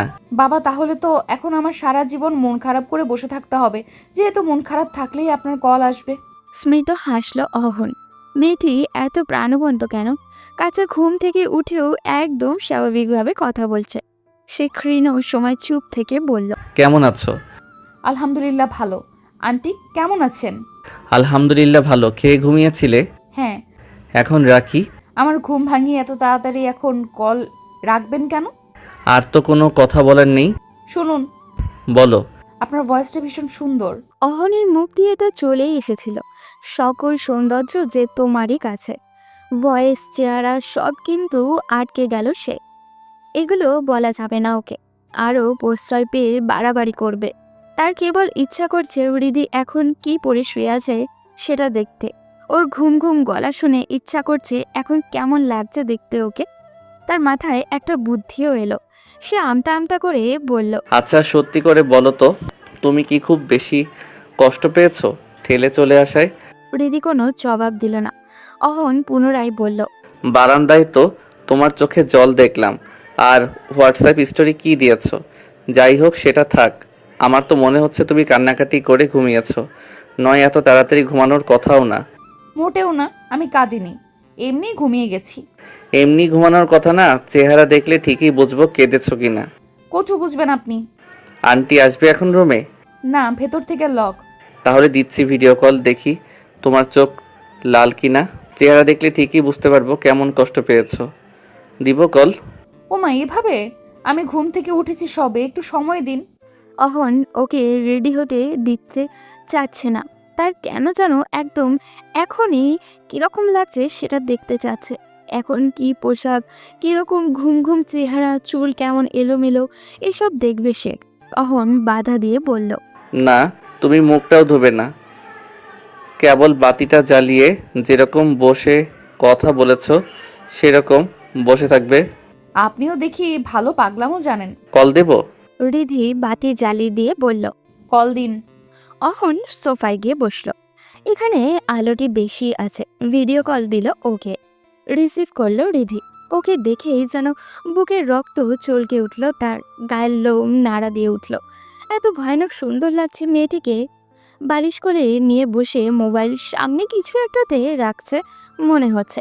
পরনে কালো একটা গেঞ্জি আর ট্রাউজারের মতো কিছু একটা হবে। ফর্সা হাত দেখা যাচ্ছে ওর। চুলগুলো এলোমেলো হয়ে আছে।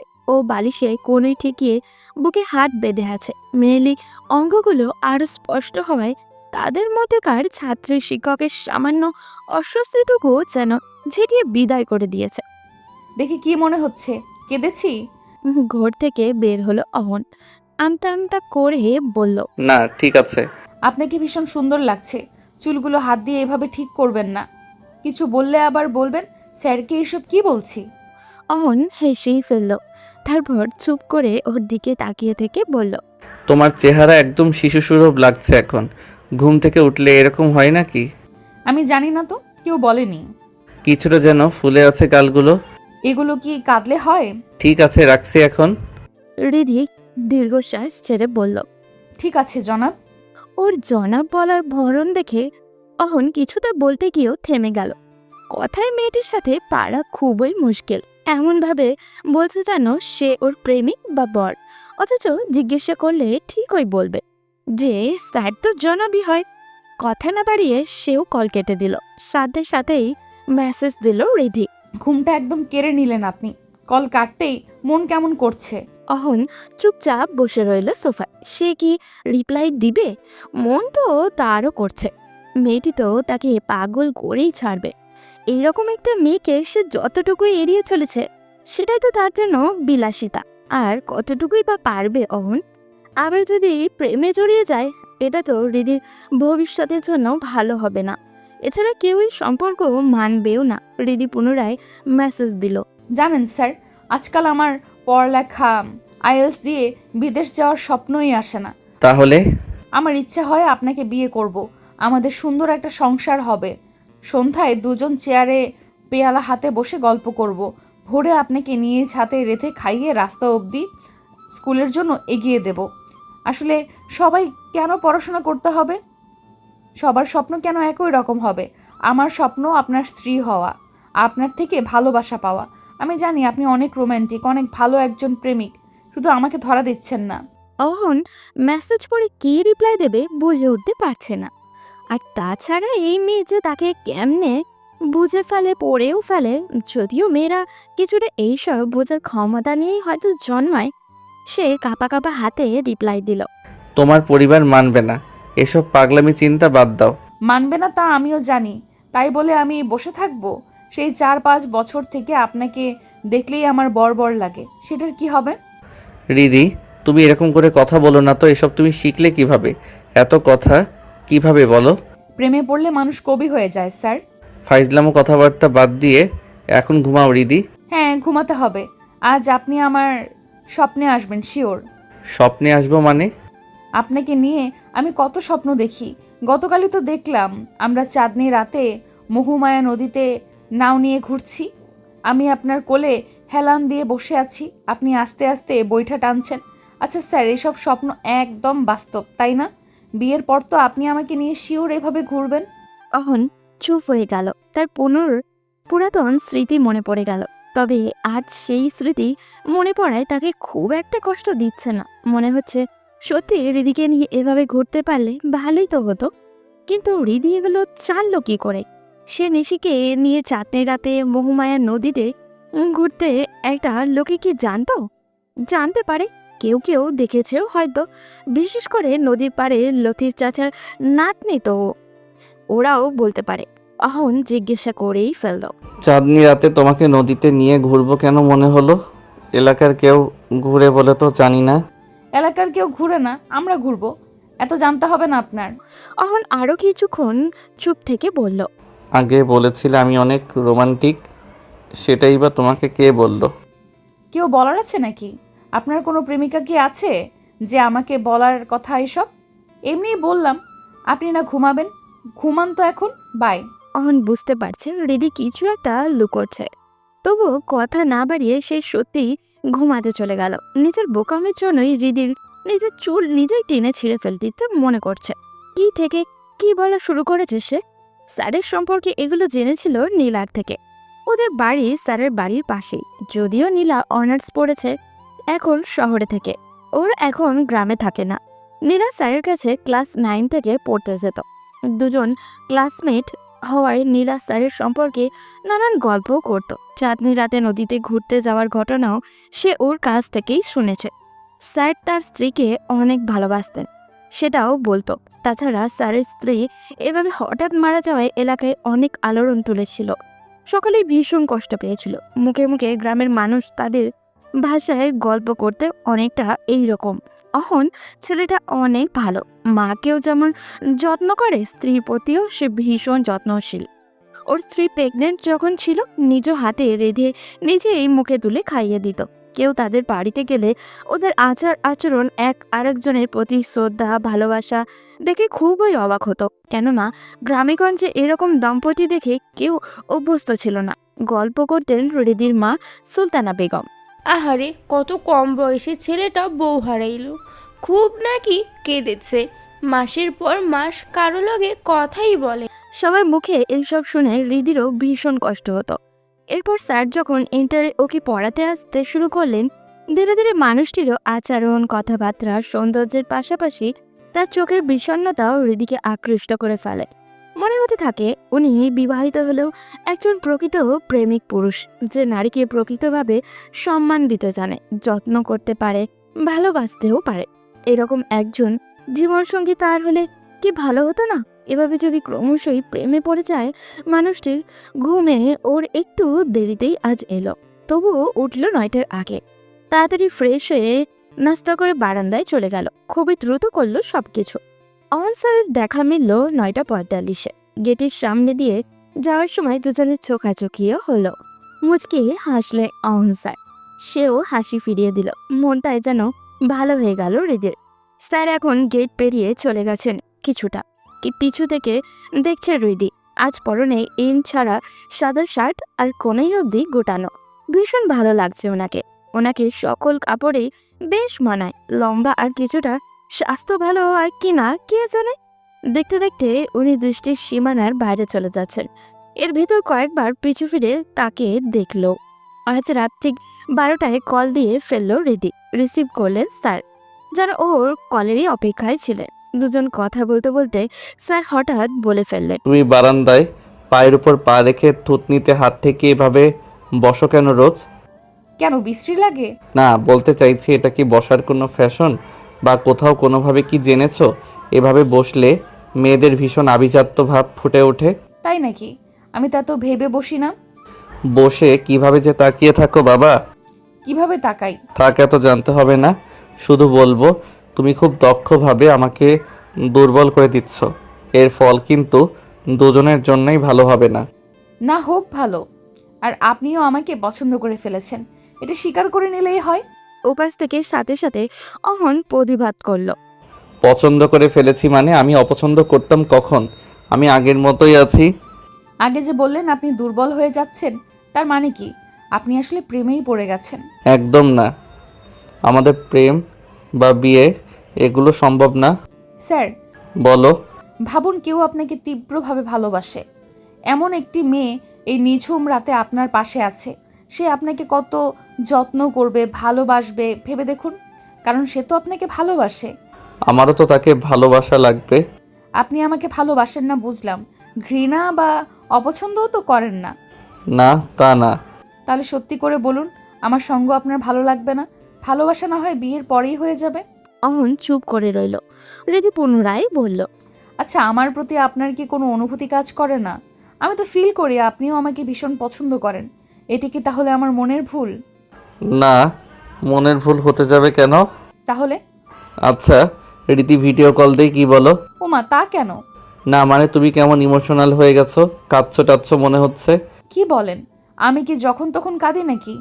ওপাশে স্যারের আমতা আমতা শুনতে পেল রিদি। তারপর নিচেই বলল, আচ্ছা, দিচ্ছি ভিডিও কল। বলে কল কেটে ভিডিও কল দিল সে। অহন কল পেয়ে তাড়াতাড়ি বিছানা থেকে উঠে বসলো। কেমন যেন বিব্রত বোধ করছে ও। হঠাৎ সে কেন ভিডিও কলের কথা বলে বসলো?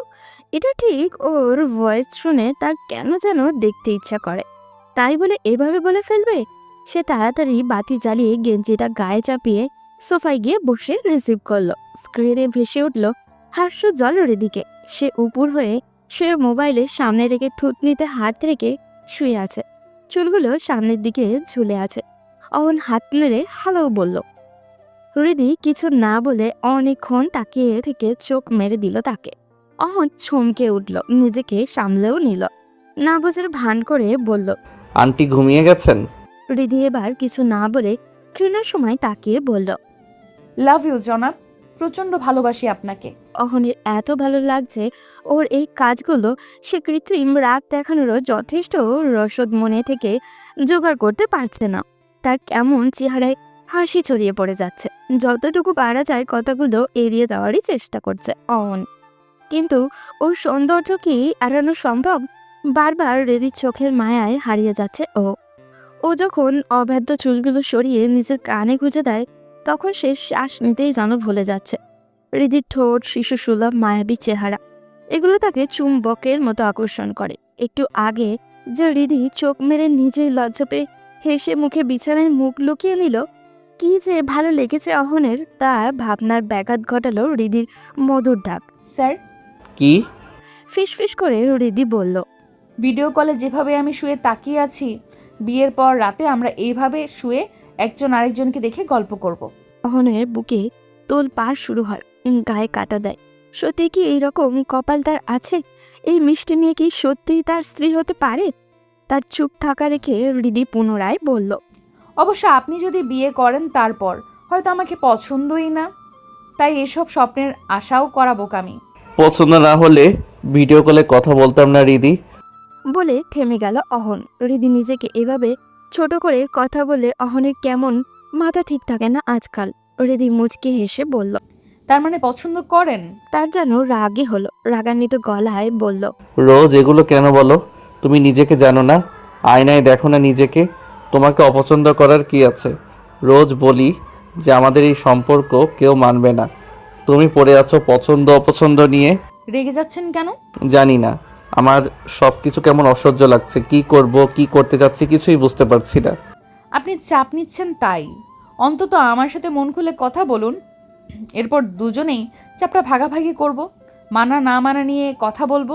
আপনি যদি সত্যি আমাকে চান আবার আমার কাছে আড়াল রাখেন তাহলে তো চাপ ফিল হবেই। অহন চুপ হয়ে গেল। হৃদি মুচকে হেসে বলল, আচ্ছা, একটা কাজ করা যাক। আমি আগামীকাল ভার্সিটি থেকে ফেরার পথে আন্টিকে দেখতে আপনাদের বাড়িতে যাব। আপনি তখন নিজের বিছানায় শুয়ে থাকবেন, আমি আপনার রুমে যাব, গিয়ে পাশে বসে আপনার মাথায় হাত বুলিয়ে দেব। যদি আপনি আমাকে না চান তাহলে বিছানা থেকে উঠে বসবেন, আর যদি আমাকে ভালোবাসেন শুয়ে থেকেই কথা বলবেন। সহজেই আপনার ভালোবাসা প্রকাশ করা হবে। অন্যদিকে বলে থেমে গেল হৃদি। খানিকটা আবেগী শোনালো ওর গলা। অহন এতক্ষণ চুপ থাকলেও এখন বলল, অন্যদিকে কি? আমার ভীষণ শখ আপনার চুলে হাত বুলিয়ে দেওয়ার। বলে কল কেটে দিল হৃদি। অহন সোফায় চুপচাপ বসে রইল।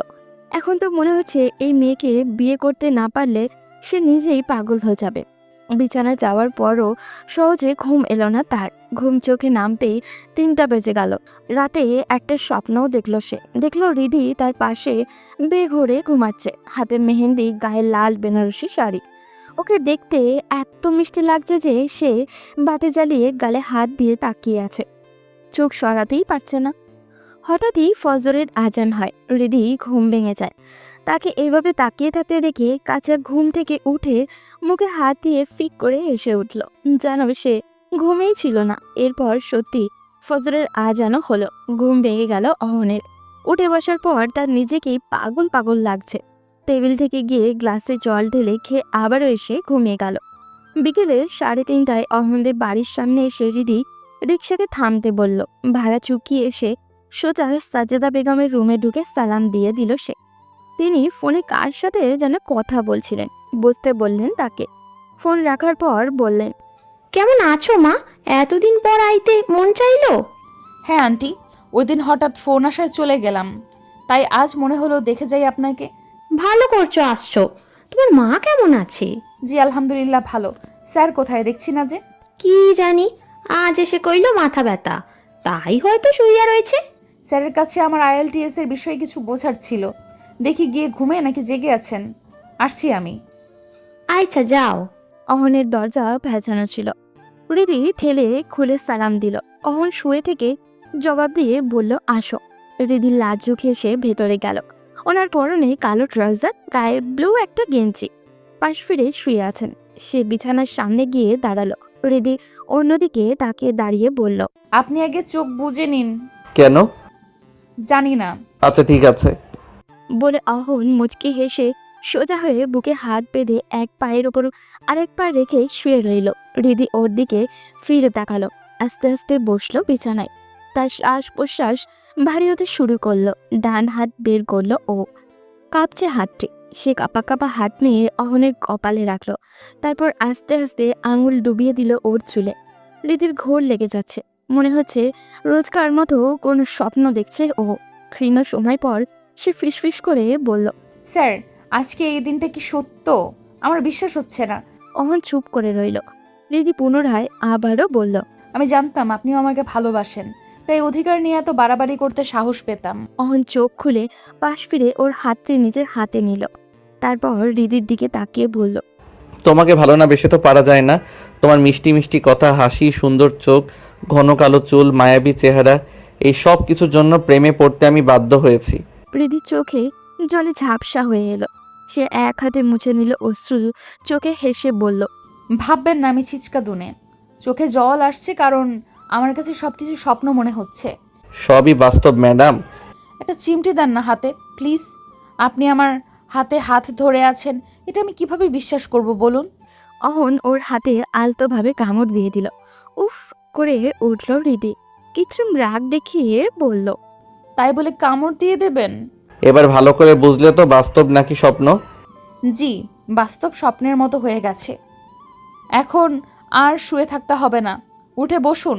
অহন উঠে বসল। তারপর খানিকক্ষণ হাত ধরে বসে ওর দিকে তাকিয়ে থেকে বলল, হ্যাঁ দিদি, আমিও তোমাকে প্রচণ্ড ভালোবাসি।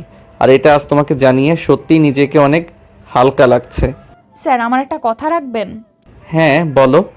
একবার আপনাকে শক্ত করে জড়িয়ে ধরতে পারি? অহন চুপ হয়ে গেল, কিছু বলল না। হৃদি এগিয়ে গিয়ে শক্ত করে জড়িয়ে ধরল অহনকে। হৃদির আজকাল অন্যরকম প্রশান্তি কাজ করছে। ওর সাহস বেড়ে গেছে হাজারো গুণ। অহন আস্তে করে বলল, এভাবে সারা জীবন জড়িয়ে রাখতে পারবে আমায়? খুব পারবো, এভাবেই শক্ত করে জড়িয়ে রাখবো আপনাকে, খুব ভালোবাসি আপনাকে। বলে ঠুপ করে একটা চুমু খেলো অহনের কপালে। অহনও তার ফাজিল প্রেয়সীকে শক্ত করে নিজের বাহুডোরে আবদ্ধ করলো। তাদের ভালোবাসা খুব শীঘ্রই পূর্ণতা পাক, এই প্রত্যাশা রেখে আজকের গল্প এখানেই শেষ করছি। দেখা হবে পরবর্তী কোনো গল্পতে। সেই পর্যন্ত সবাই ভালো থাকবে এবং সুস্থ থাকবেন।